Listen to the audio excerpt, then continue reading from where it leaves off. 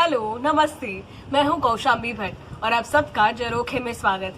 आज मैं आपको एक हिंदी कहानी सुनाने वाली जो लिखी है मंथन जोशी ने, जो कि एक यंग राइटर है और सूरत के रहने वाले। आपने फ्यूचरिस्टिक और फैंटेसी फिल्में तो देखी होंगी, पर आपने फ्यूचरिस्टिक कहानी सुनी है? आज मैं आपको एक फ्यूचरिस्टिक कहानी सुनाने वाली हूँ जो मंथन जोशी ने लिखी हुई है और उस कहानी का नाम है साल 3000।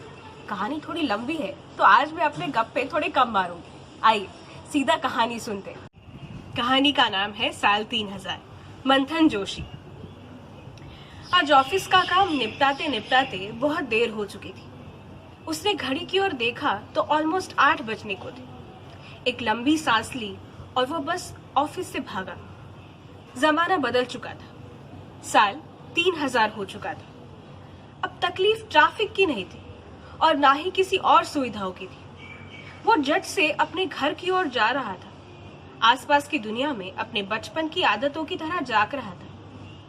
3000 में भी कुछ लोग हैं जो रास्ते पे हैं। खुशियों के समंदर की खोज में वो शहर के किनारों पर घूम रहे थे, पर उसे चिंता उस बात की नहीं थी, क्योंकि साल बदल जाने से, कार उड़ा देने से, हवाओं में घर बना लेने से या फिर किसी और ग्रह पे कदम रख लेने से खुशियां नहीं मिलती। वह बखूबी जानता था। हर इंसान की तरह वो समझता था कि सांसों का चलन और खुशियों का मिलन सिर्फ रिश्तों से आता है, जो 3000 में लुप्त हो चुके थे। रिश्तों में टॉलरेंस कम था। सबको लगता था कि उसका ईगो दूसरे से कम था। बड़ी बड़ी इमारतों में, बड़े बड़े बिजनेस वाले दिमागों में ईगो रोज तन्हाई के तोहफे लाता था और रिश्तों को चिढ़ाता था। टिंडर के बच्चे बहुत हो चुके थे जो रोज नहीं मोहब्बत लाते थे, और अब तो बाकी रिश्ते भी रेंट पे मिलते थे।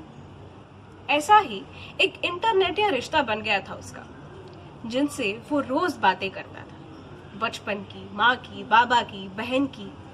बचपन में वो रोज स्कूल में कुछ ना कुछ भूल जाता था और उसकी वजह से माँ उसे बहुत डांटती थी। ऐसी ढेरों बातें जो साल 3000 में कोई सुनना नहीं चाहता था, वो सारी बातें वो फोन वाली माँ को सुनाता था। हाँ, उनसे बातों का दौर तो हालांकि डेटिंग साइट से शुरू हुआ था, मगर फिर पता चला कि वो उसके माँ की उम्र की है और घर चलाने के लिए फोन पे सेक्स चैट करती थी, पर उससे सेक्स से ज्यादा माँ के प्यार की जरूरत थी। आज उसने सोच लिया था कि आज उनसे बात करते वक्त वो उनसे पूछेगा कि क्या आपको आपकी जिंदगी में बच्चे की जरूरत नहीं लगती? अच्छा, आप रोज मेरी बातें सुनती हैं, मगर आपके बारे में कुछ नहीं बताती। अच्छा, आपको कभी प्यार हुआ है क्या? आपको कभी ऐसा नहीं लगता कि आपका भी एक बेटा हो जो रोज आपको शरारत करके परेशान करे, जिससे आप स्कूल रखने जाए, लेने जाए, एग्जाम्स के वक्त उससे ज्यादा आप परेशान हो जाए? ऐसा मन आपको नहीं होता क्या? उसने डिसाइड किया कि आज फिर ऐसे बेवकूफ से सवाल वो उनसे करेगा, जिसे वो रोज की तरह सिर्फ एक ना शब्द के नीचे दफन कर देगी और कहेगी ये साल 3000 है, यहाँ ऐसा सब नहीं होता। वो अपने घर पहुंचा। दरवाजे पे घंटी बजाई। नहीं, कोई दरवाजा खोलने नहीं आने वाला था, क्योंकि कोई था ही नहीं। वो तो बस साल 3000 में हर इंसान अपनापन महसूस करने के लिए करता है, खुद ही खुद को पुकारता है। वही उसने भी किया। रोज के वाकये की तरह सब हुआ। घंटी बजी, उसने खुद को वेलकम किया, दरवाजा खोला, अंदर आया। घर में सारी चीजें वैसी की वैसी थी, जैसे सुबह थी, जैसे कल थी। कमरे में से धूल निकल चुकी थी और इंसान के अकेलेपन के रूप में इंसान पे लग चुकी थी। ये सब रोज का था। उसके मकान में काफी गहरा सन्नाटा था। उसने एक बारी सोचा, क्या हर मकान में ऐसा होगा?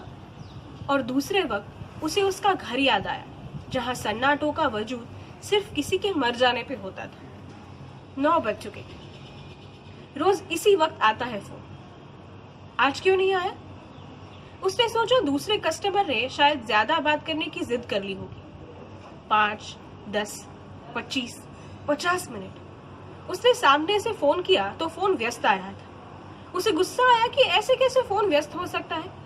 9 बजे तो रोजाना उससे बात करने का वक्त है। 10 बजने में बस 5 मिनट है, यानी कि अब तो सिर्फ 5 मिनट ही है। उसने बहुत फोन लगाए पर हर बार व्यस्त आ रहा था। उसने उस कंपनी की ऑफिस में भी कॉल किया पर किसी ने उठाया नहीं। उसे और गुस्सा आया, वो रोने लगा। उसने सिगरेट जलाई और खाली मकान पे थूक दिया। सिगरेट के धुएं में से उस 50 साल के बुढ़े की आंखें गीली लग रही थी।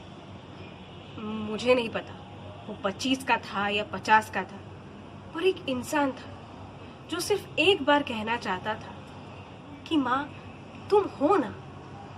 पर फोन कम वक्त लग ही नहीं रहा था। ये क्या हो रहा था, जैसे वो अचानक से 80 का हो गया था। सांसें फूलने लगी थी, जैसे बचपन में रोने से फूल जाती थी। और माँ उसके अंधविश्वासू वाले विश्वासू तरीकों से सारे दुख दूर कर देती थी। उसे अपनी माँ की बहुत याद आ रही थी।